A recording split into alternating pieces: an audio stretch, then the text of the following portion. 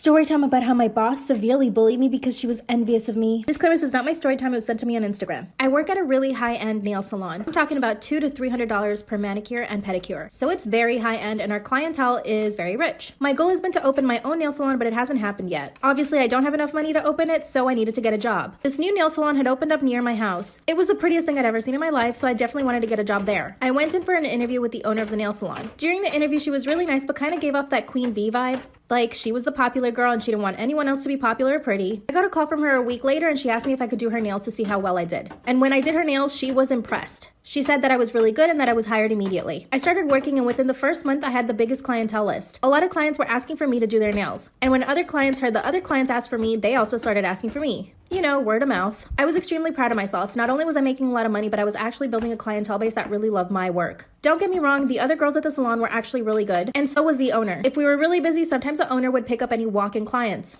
And one of the walk-in clients came in and asked specifically for me. The owner told her that I was busy and that she would do her nails. That's when the girl said that she would come back whenever I was available. My boss quickly snapped at the girl and told her that she was just as good as I was. The worst part was that she said it loud enough so that everyone in the salon could hear her. The client clearly felt uncomfortable but agreed to it anyway. Later that day on my break, I could hear my boss talking in the kitchen. I decided to wait outside and see what she was saying. Sure enough, she was talking about me and telling one of the other girls that I thought I was too pretty for this job and that I didn't have any experience. She also said that I probably just watched YouTube videos in order to learn. Number one, I have 10 years of experience. And number two, it doesn't matter if you watch YouTube videos as long as you're learning. This obviously hurt my feelings and I tried not to cry. Then I realized that she did it on purpose. She was speaking really loudly and she knew that I was about to go on break. That's when I realized that she was definitely trying to bully me. The following day, I get a phone call from her telling me that I should stay home. When I asked her why, she said that she hired a new girl. And she said, in fact, don't come at all this week. And she basically hung up on me. Part 2 is up.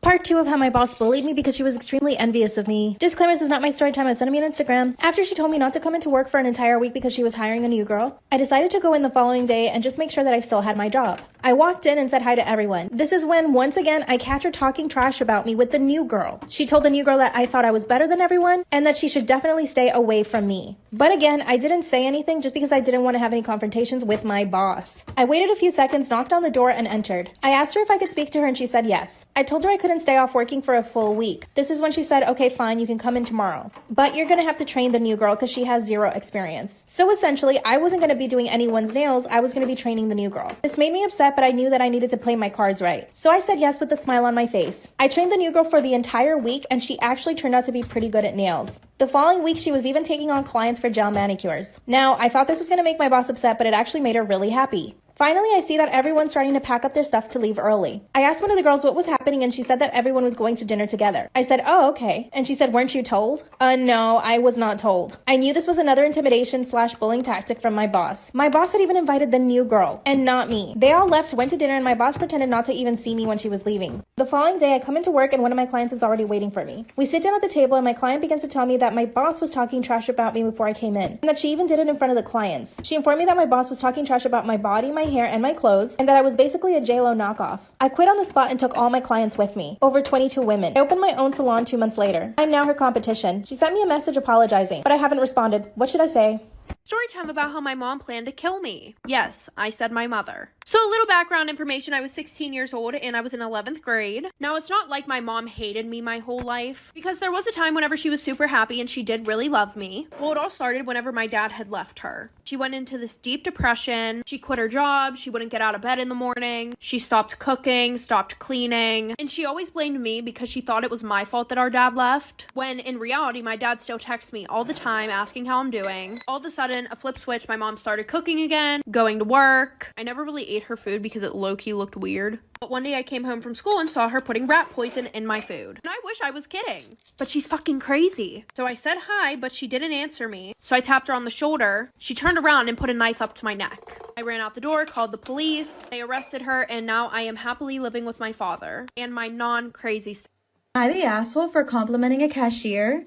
My sister thinks I'm the asshole, but I'm confused on how I could be. I was buying a bagel on Thursday and noticed the cashier was rather pretty. She had tattoos, so she was probably at least 18, and she looked around 19 or 20. I completed my order and said, you know you're gorgeous, right?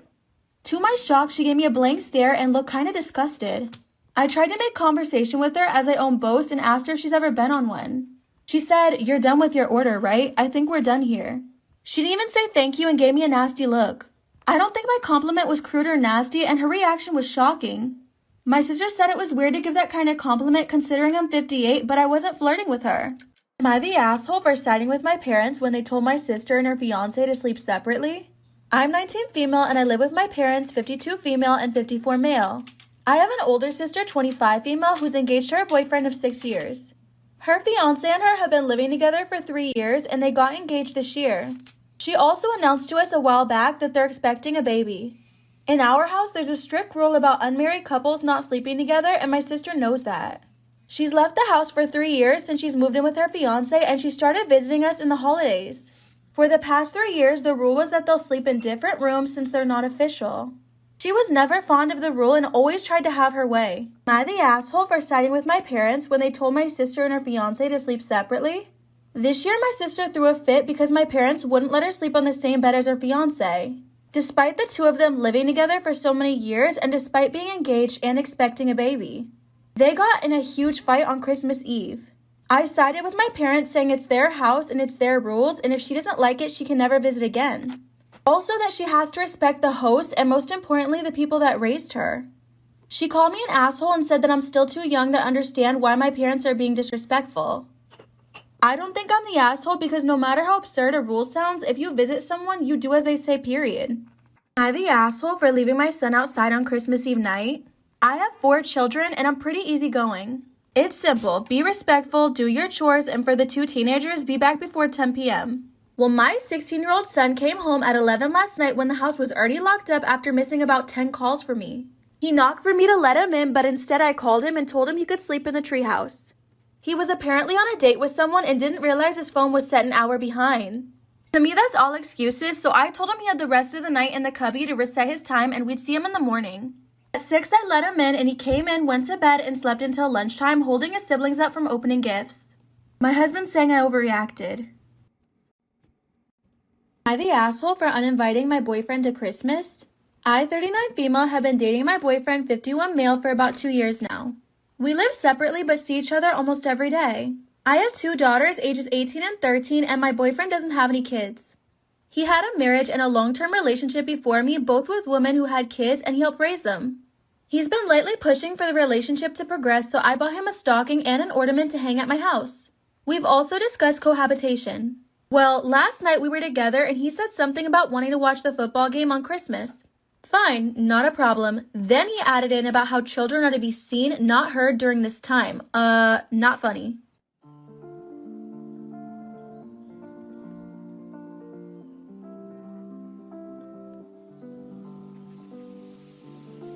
Tender touch, drum glove, staying up, just talk to you. You stayed in touch, 2 continents, through all odds. Seems every night, yeah, all the time I'm calling out to you. Seems every time I take a drink, I'm reaching out.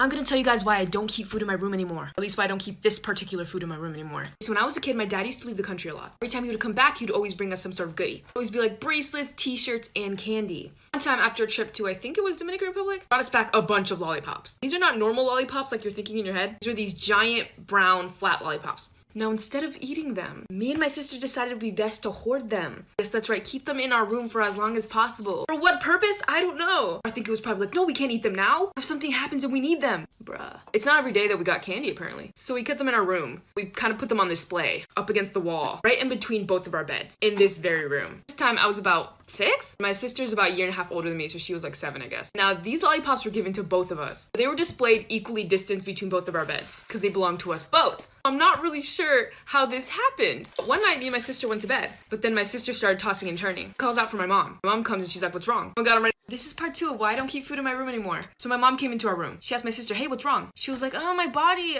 I'm itchy. Mom's like, oh, maybe there's a mosquito. My sister's like, no, it's all over. She moves my sister out of the bed. Maybe it's your bed. She looks at her blanket. Oh my gosh, there's ants here. She shakes the blanket. Ants crawl everywhere. Under her pillow, ants. She lifts the mattress. Guys, her bed was infested with ants. Why? There was the faintest trail leading to our lollipops. My mom's like, hey, you get out of the bed. So I got out of bed, they checked my bed, was completely clean. There was one measly ant, literally one, one. My bed had no issues. Sister could not sleep there. So they ended up throwing our lollipops away and we were devastated. And my sister got a lot of unnecessary ant bites and I didn't get any. It's okay, because every time we go outside, I get swarmed with mosquitoes and she doesn't get bit at all.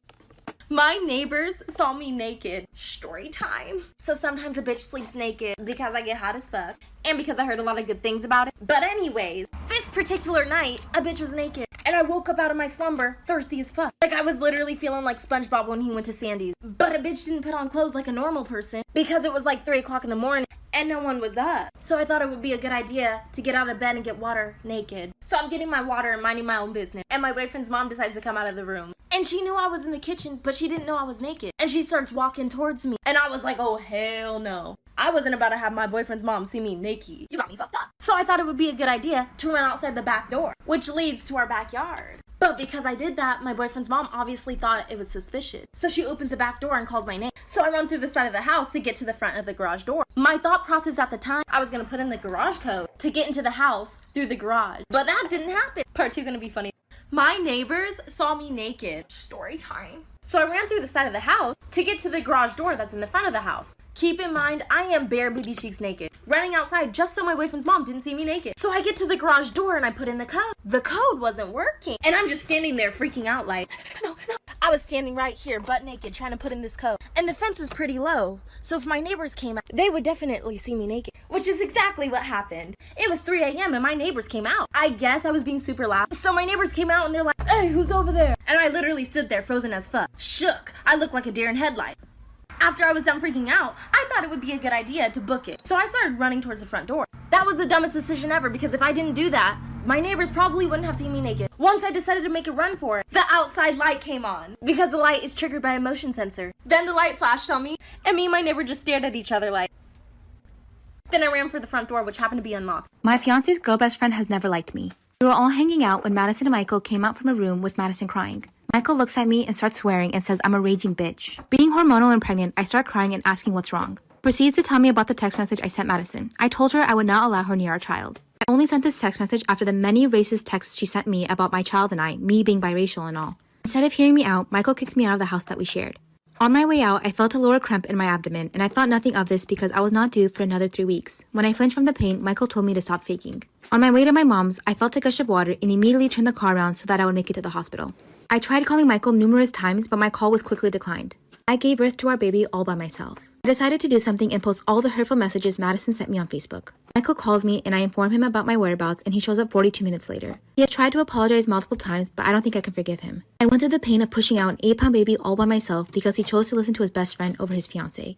Should I forgive him? Put a finger down if when you were 15 years old you went to your first high school party but your mom thought you were sleeping over at your friend's house and you were sleeping over at your friend's house, but she had just gotten her license a few weeks before and she wanted to take you and your other friend to this party, and when you got to the party you'd never drank before in your entire life, so you didn't really want to start that night, but your friend starts drinking and you're like, oh my god, why are you drinking? You're the only one of us who has a license. You have to drive us home. How are you going to get home? And she's just like, oh, you have your permit, you can take us home. And you're just like, no, I've only driven 3 times in my entire life and never at night, and I've only had my permit for a month. I can't drive us home. But your friend's already drunk, so you have to take them home. So you're sitting there mentally preparing yourself to be able to drive your friends home, even though you don't actually know how to drive. In the same time, you just got out of your first relationship ever, and your ex-boyfriend keeps texting you and calling you, being like, can we talk? And you're like, no, we can't talk. I'm dealing with something right now. But he thinks you're with another guy, but you're not with another guy. You're just dealing with something. And then your mom calls you, so you have to leave the party. You go outside to talk to her so that she can hear what's happening inside, and she's just freaking out and crying and screaming like, oh my god, does she know where I am? But she doesn't know where you are. It's much worse than that. Her coworker's daughter was murdered that night, and your body goes limp, and you're just like, oh my god, she was so nice, and she was only 18 years old, and now she's dead. And then the cops show up to the party because 2 guys get into a fight, and you have to drive you and your friends home, and some guy named Eric who's 20 years old gets in the back of the car and goes, can you take me home? And you leave him in a 7-Eleven parking lot. When I was 15 years old, I found out I was pregnant with twins. My boyfriend at the time was 21 and had nothing to do with me. When he knew I wasn't going to give them up for adoption or abortion, he walked away.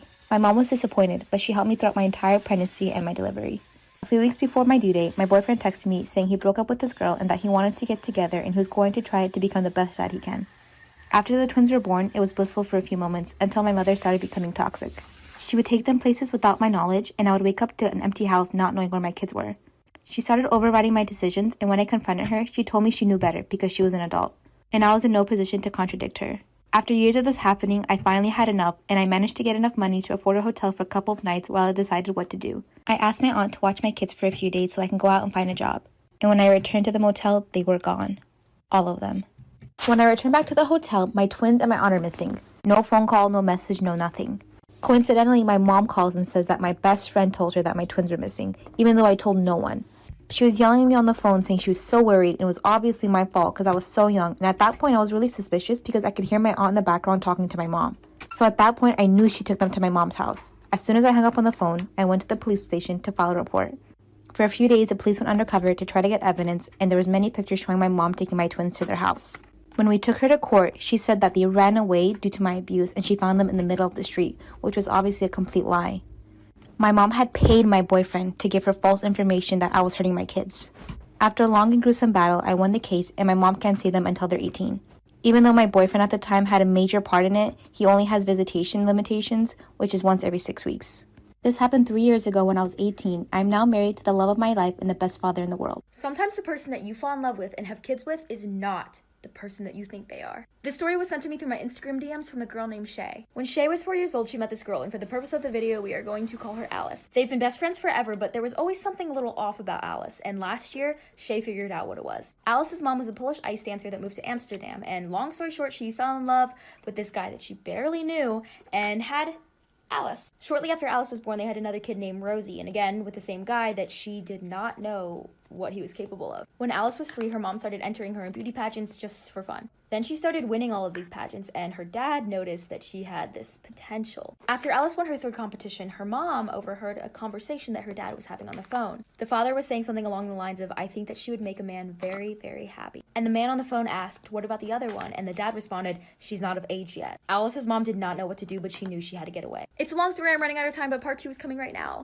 Part 2 of Alice's dad, literally trying to sell her to a man. Also, this is a baby picture of Alice. So Alice's mom overheard the conversation of her dad literally trying to sell her. And so she was like, "Oh my God, I gotta get out of here." She didn't really know what was going on, but day by day, she started packing very slowly so that he wouldn't notice that they were leaving. So one night, Alice's mom heard these strange men talking outside of Alice's bedroom door. They said, "Don't worry about it. We'll tell her mother that she died in the hospital last night after she stopped breathing." So it was go time because they were literally about to take her. So while the men were in the lounge planning on how to take Alice, Alice's mom woke her up and said, "We have to go." They quickly packed a bag and decided to come back the next morning to get Rosie, but that was a big mistake. So that night, they slept at a cheap motel, and then the next morning, they called the police. But the police said they couldn't do anything without solid evidence. So they take matters into their own hands and go back to the house to go get Rosie. They manage to sneak past the front door and go around the house to get to Rosie's window, but when they get there and they look inside, Rosie is laying on the floor in a pool of her own blood. I'm sorry it's so long, but part 3 is the last part and it's coming right now.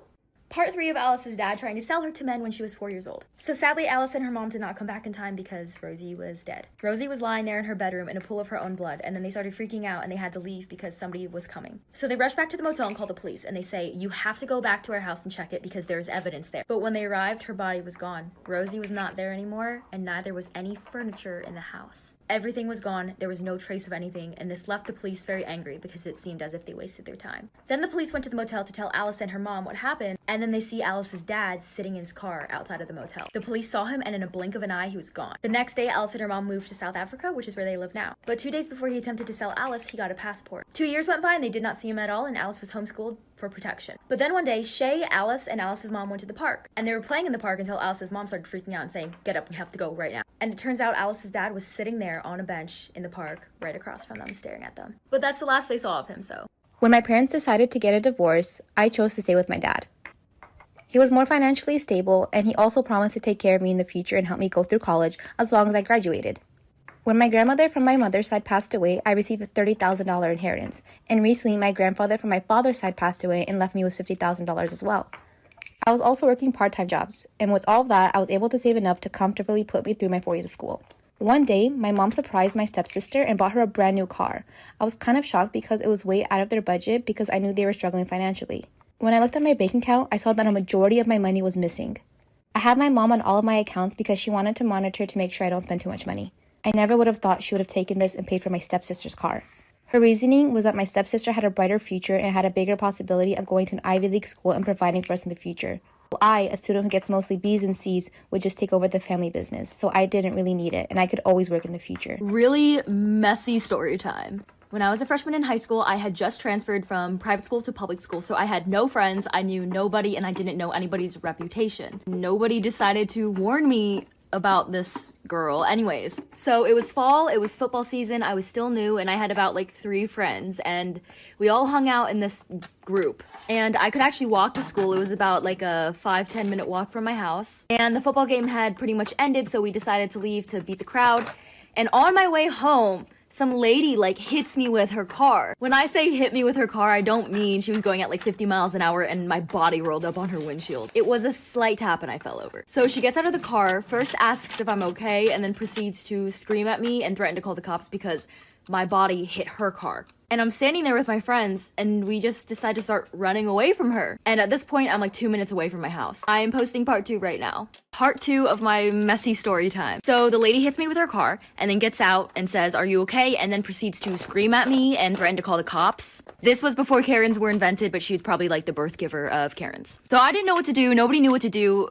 She kind of got back in her car, and so I started running away because I thought she was gonna call the cops for hitting me with her car. And then we get to my house, and for some odd reason, can't tell you to this day why, I gave the girl that was in the group the garage code to my house. It was 2 girls, 2 guys, me and the girl, and then 2 other guys. She was dating one of the guys. My dad was infuriated with me for giving out our passcode to some random stranger, and I get that now. But I was like 14, because I come to find out that she is a literal psychopath. My dad's a psychologist, and he can pretty much off the bat see if something's wrong with you. Like, you can spend 2 minutes with him and he'll tell you that you have ADHD. Part 3 is on its way. Part 3 of my really messy story from freshman year. So my dad's mad at me because I gave out our garage passcode, which I understand now, especially because, again, I come to find out that she's literally a psychopath. If you've been following me for a while, you might know I did kind of a partial story on her. She literally hit on my dad in front of me, and there's a 44-year age difference between them. Anyways, moving on. So yes, my dad's a psychologist. He can easily tell that somebody's crazy, but that is not how I knew. Like, she would run away from her house solely for the purpose of posting it on social media and getting attention from it. She would run to my house. We actually had to change our garage code just in case. I'm not done with the story, but I will also say that she dropped out of school for like a few months and told everybody it was to go away and have her boyfriend's baby, when that was proven not to be the case. Was never pregnant. Eventually, he broke up with her and she lied about being in the hospital from a car crash to get his attention. Part 4, the last part, is on its way. This is why you never get out of your car for a stranger. Back in the 80s, there was this teenager who was speeding home because he didn't want to get yelled at for missing curfew, and the only way to get home was to take this back road that was completely made of dirt. It was in the country. It had no lighting other than his crappy dim headlights. So he's hauling ass down this dirt road, and suddenly he sees this man standing in the middle of the dirt road. So he slams on his brakes, starts sliding on the dirt, and it ends up hitting this guy. So the teenager gets out of the car, he checks the guy, he has a pulse, but he's unconscious. So he picks him up and puts him in his back seat. So he drives 35 minutes to the nearest hospital, and this was before cell phones, so he calls his parents once he gets to the hospital and says what happened, and the parents come and sit and wait with him to find out if he killed the guy or not. So the doctor comes out and says to the teenager, "He's okay, but we're actually kind of glad that you hit him." He's so confused and he asks why. It turns out a lot of people had been going to the hospital because this man would stand in the middle of dirt roads, wait for them to stop, beat them up, rob them, and run away. He even killed somebody and just left them there for somebody else to pick up and take to the hospital. The police were looking for this man for days, and this teenager just had him in his backseat.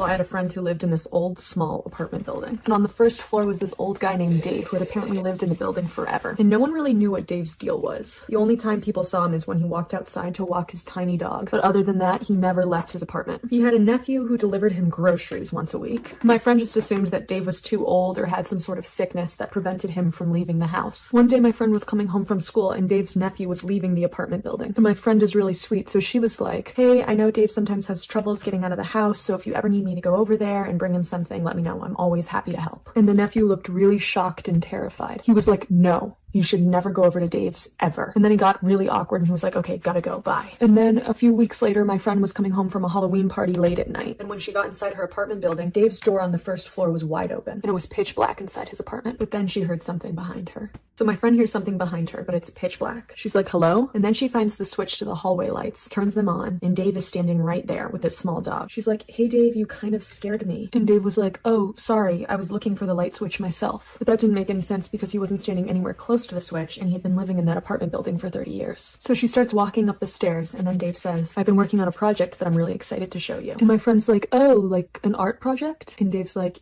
yeah, kinda. And she's like, okay, well, maybe my mom and I can come by another time to see it. And then they say goodnight, but she just feels pretty weird about the whole interaction. A few months later, she's at school and she gets a text from her mom that she has to work late and won't be home to make dinner. That afternoon, my friend walks home, walks up the stairs to her apartment building, goes to unlock the door, but then realizes the door's already unlocked. Sometimes her mom would forget to lock the door, so it wasn't totally out of the ordinary, but it was winter and it was already getting dark outside even though it was only 4 p.m., so she turns on all the lights to her apartment. But then, all of a sudden, all the lights switch off. She tries to switch all the lights back on, but they're not working anymore. And all of a sudden, she's finding it really hard to breathe. She's afraid she might faint, so she kneels down onto the floor. Then suddenly, she feels sharp nails running down her back. And she tries to move, but she feels so weak that she can't. She turns around to see who it is, but before she can, she blacks out. The next thing she remembers is waking up in a hospital bed, and her mom is sitting next to her looking really worried. Her mom's like, everything's okay, there was a carbon monoxide leak in the apartment, and you passed out. The nurse is like, in the next few weeks, you may feel tired or sluggish or have hallucinations. Don't worry, that's totally normal. And my friend is like, what about the back scratches? Her mom's like, what are you talking about? So she runs to the bathroom, pulls up her hospital gown,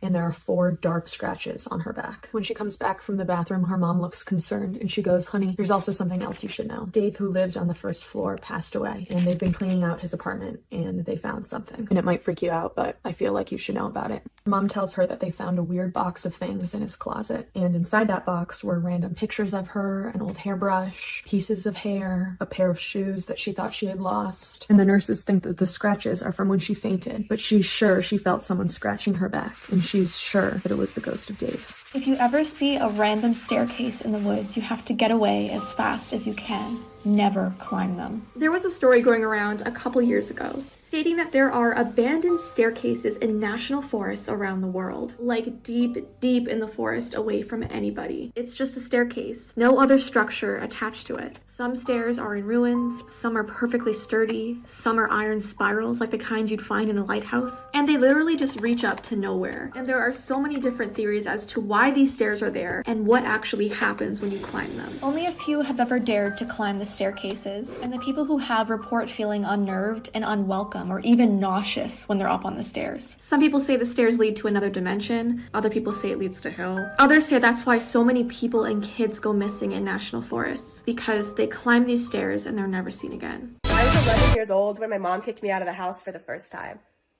It was a school day! The sun wasn't even out! So you know what I did? I took a shit in the front yard. And I smeared it on her house with a leaf.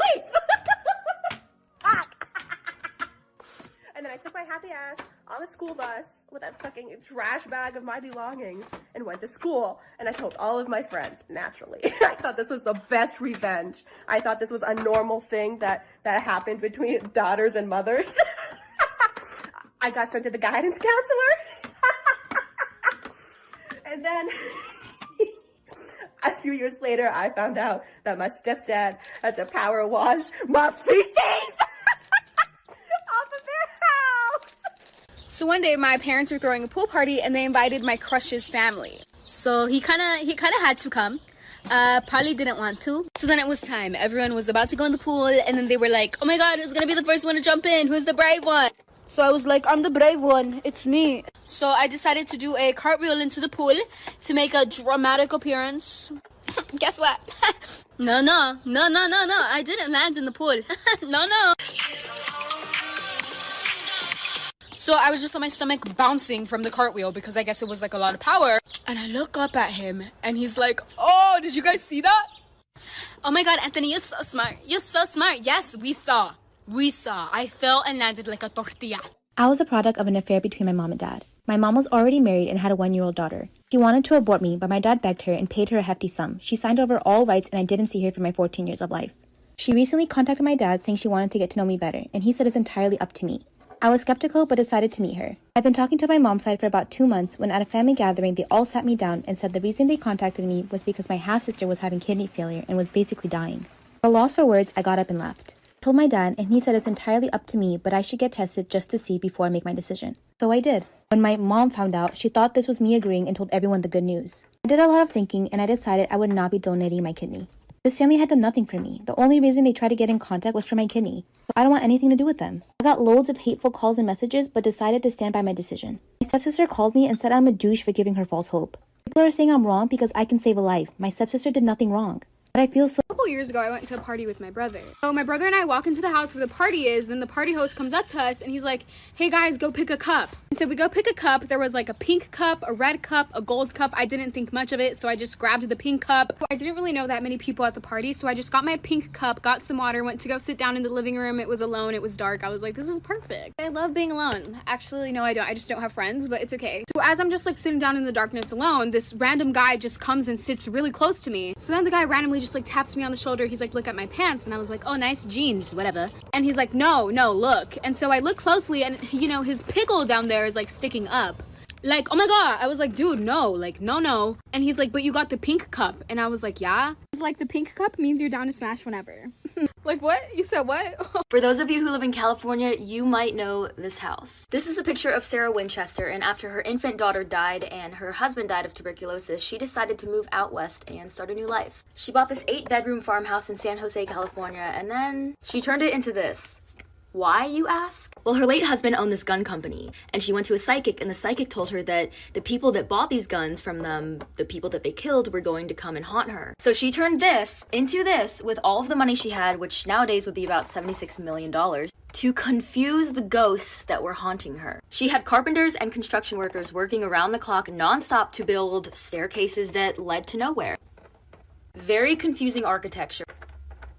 Again, with the stairs, windows on the floors, along with doors that led to nowhere, 6 kitchens, 13 bathrooms, 10,000 windows, and 47 stairways and fireplaces, all to confuse the ghosts that live there. And you can go visit it. When I was in 4th grade, I started becoming friends with this girl, Maddie. She was the coolest girl in the grade. Everyone loved her. She wasn't a mean, popular girl, though. She was really nice. One day, Maddie invited me over for a sleepover, and I, of course, said yes. So I'm at Maddie's house. We're having a great time. But one thing I didn't tell Maddie is that I'm slightly lactose intolerant. And her dad made 3 cheese macaroni that night for dinner. But I was too nervous to say anything, so I ate the entire bowl. And then we started watching a movie, and I'm really not feeling good. So I go to the bathroom, and I take a huge shit. But for some reason, the toilet isn't flushing. It's not clogged, but you just can't flush. So I panic. I look through her bathroom cabinets, and I find Ziploc bags. I reach into the toilet and I take my shit out and I put it in the Ziploc bag and then I throw it out the window. A few weeks later in school, Maddie tells me that her mom is worried they have a peeping Tom coming to their house trying to scare them. Her mom called the police and asked them to keep an eye on her street. And when I asked Maddie why her mom thought that, she said, well, it's pretty gross, but he pooped in a Ziploc bag and threw it at her rose bushes. Maddie said my mom's really upset because the rose bushes are where my mom put my grandma's ashes. I was like, oh yeah, that's super scary. Hopefully they find the guy who did that. And hopefully Maddie never sees this TikTok.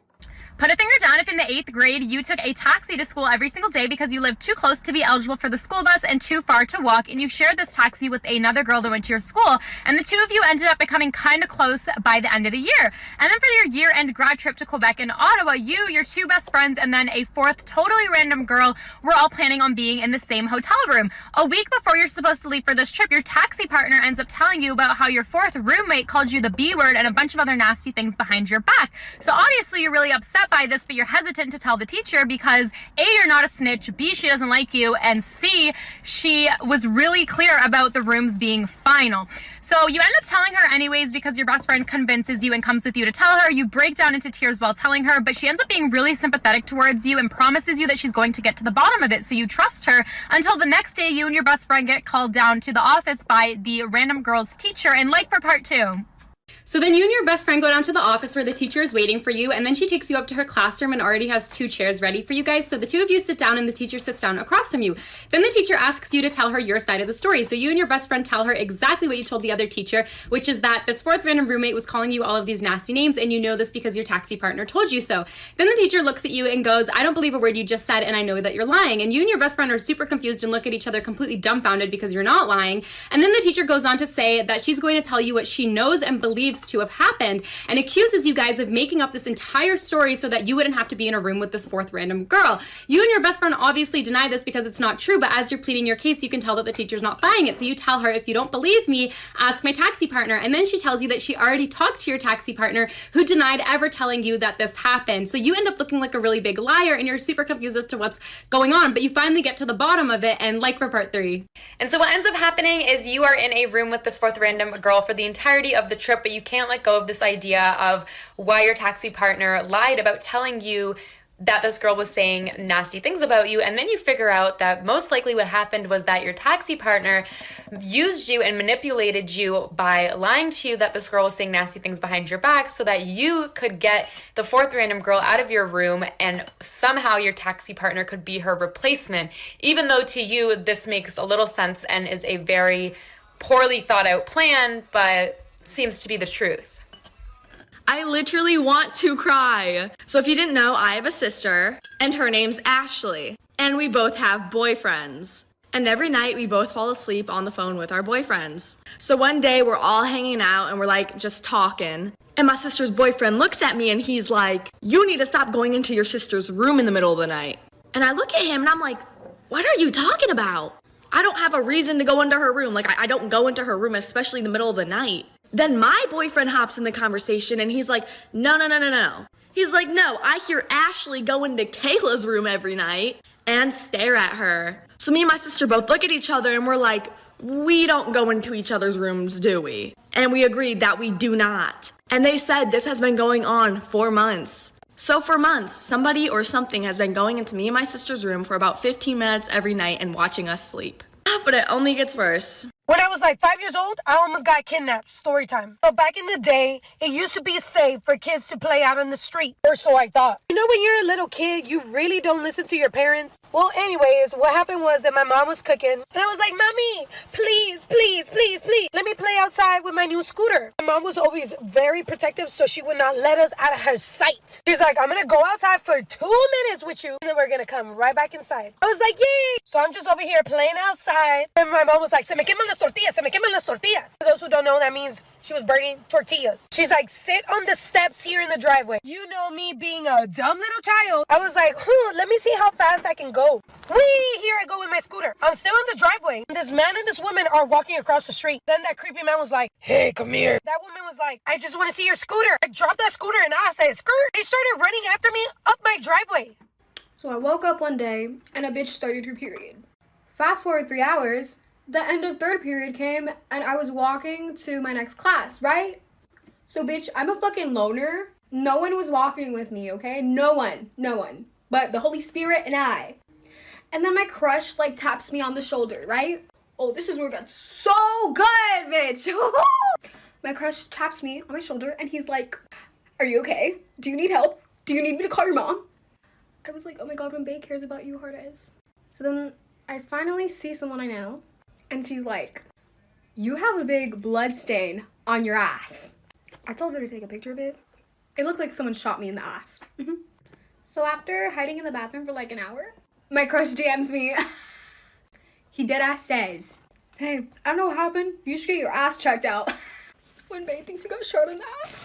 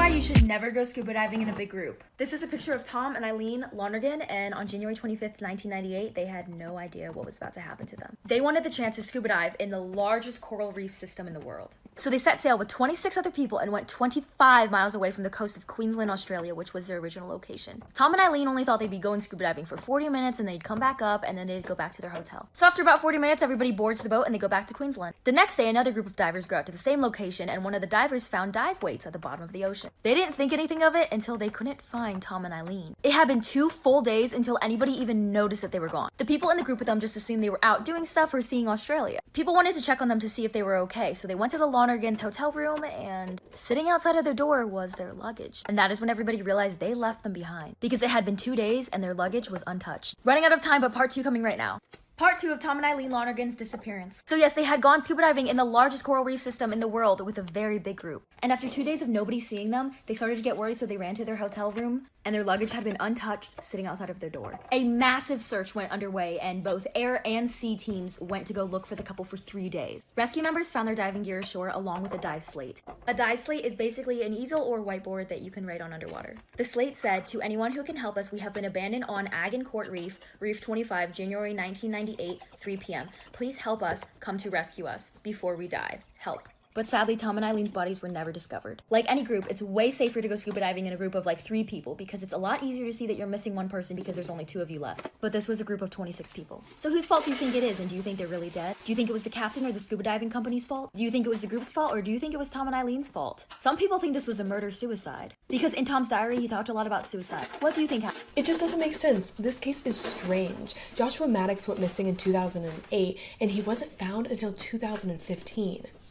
When an unused cabin a quarter mile away from his home was being demolished, his body was found inside the chimney with his knees above his head, and the police ruled it an accidental death, and they said he climbed in from the top and got stuck. But that doesn't explain how he got in the chimney, because there was a metal grate on top of it blocking the entrance, and he couldn't have gone in through the fireplace because there was a heavy breakfast bar that had been ripped out of the wall and pushed in front of it. Or why he was only wearing a shirt. All his other clothes were folded up inside the cabin, so he would have had to have been inside the cabin, taken off his clothes, gone outside, climbed up on the roof, and then tried to enter the cabin again through the chimney? This is the story of the disappearance of Margaret Ellen Fox, and yes, the phone call at the end of the story is real. This is a picture of Margaret, and she had just graduated the 8th grade, and she decided that she wanted to get some babysitting gigs. This all takes place in the summer of 1974, and Margaret lived in Burlington, New Jersey. Margaret put out her phone number looking for these babysitting gigs, and on June 19th, this guy by the name of John Marshall called her asking for her to babysit his 5-year-old son. The job was in Mount Holly, New Jersey, and Margaret's parents were kind of weird about it because she was only in 8th grade and she'd be traveling to a different city. But she gave them John Marshall's phone number, so they were okay with it. John had some babysitting stuff set up for her on a weekend, but he postponed it 3 times. Eventually, he called her again and said this time it was for real and he would pick her up in a red Volkswagen. Margaret told her parents that she would call right when she got there, but no call. A few hours went by and still no call. And she was supposed to be home at 2:30, but then she didn't show up. And then hours went by and she still didn't show up. Part 2 coming now. Part 2 of the disappearance of Margaret Ellen Fox, and yes, the phone call at the end of this story is real. So Margaret is missing and they have not heard from her. So they use the phone number that she left them and it starts ringing. A lady picks up and Margaret's mom asks, is somebody by the name of John Marshall there? And she's like, there's no one here named John Marshall. And the lady hangs up on her, and so they start freaking out again. So they call the phone number again, and yet a different voice picks up this time. And so it turns out that phone number is the phone number of a payphone outside of a store. It was all so suspicious, but then they found out that the manager of that store, his name was John Marshall. One of the cops actually knew this John Marshall, and he said, it's not him, trust me, he couldn't have done it. And so they quickly just ruled him out. Once the media got wind of what was going on and spread the news, a lot of other people said that they also got the same call from a guy named John Marshall for fake babysitting gigs. This goes to show that this was no accident, no coincidence, and Margaret was targeted. Last part 3, coming right now, and yes, it has the phone call in it. Part 3, the last part of the disappearance of Margaret Ellen Fox, and yes, the phone call at the end of this video is real. So Margaret was still missing. It was clearly not a coincidence. She was targeted by this guy going by the name of John Marshall. Margaret's parents have no idea where she is. They are worried sick, and the only way that they had to contact her was the number of that random payphone, which I don't think is such a coincidence, but you can decide that in the comments. But one night, Margaret's parents are just sitting around the house and they get this phone call. It is from a man who is supposedly connected with the whole Margaret thing and demanding $10,000 to save her life. Here's the phone call. $10,000 might be a lot of bread, $1,000 might be a lot of bread, but your daughter's life is the butter to top it. Who talks like that? Also, this is what scientists think that she would look like now, but I don't know. Now Margaret would be 60 years old and... So I used to work at Don and whatever. One day I was at the register and a girl comes up with 2 guys. And you could tell that this girl is just trying to like impress these 2 guys that she's with, so whatever. She comes up to the register and she's like, can I get a mango go-go? And I'm like, yeah, no problem, what size? And she's too busy flirting with cagao numero 1 and cagao numero 2. So I'm like, what size? What size? What size? What size? She looks up and goes, like, bitch, I can't read your mind.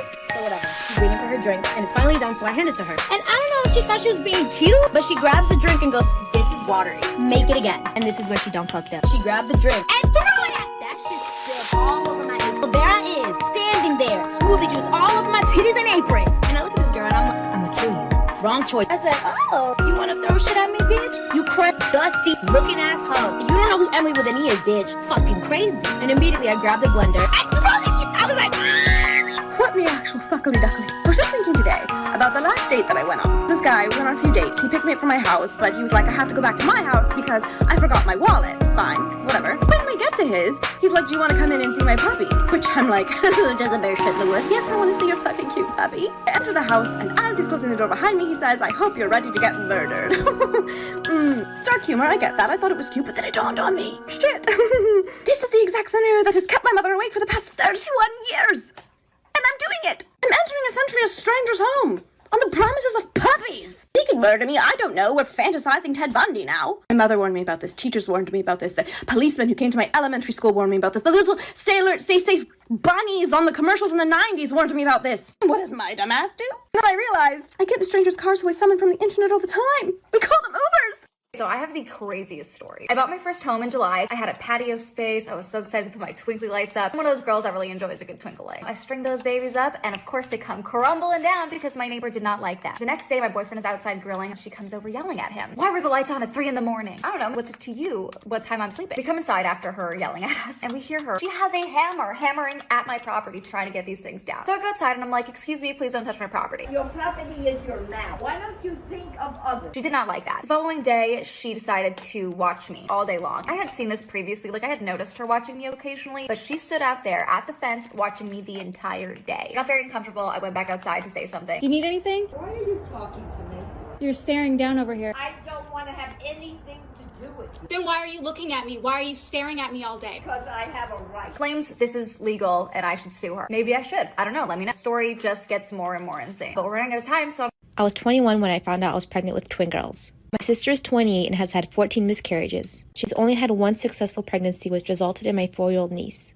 I'm not against having kids, but I definitely wanted to wait until I graduated with my degree and I was married to my significant other. From the start, my mom has been saying I should give my babies to my sister since she deserves them more than I do. And my sister completely agrees. I told them hell no, and my mom calls me a selfish bitch. Throughout my pregnancy, my sister has been begging me to give her at least 1 baby since I'm having 2. The last time I saw her, we were having lunch and she started babbling about keeping one of my babies, so I paid for my meal and left and haven't seen any of them since then. After I have my girls, I log on to Facebook to hundreds of threatening messages from my family and friends about how I stole my sister's babies and ruined her life. She posted a picture of her nursery that she had for my babies.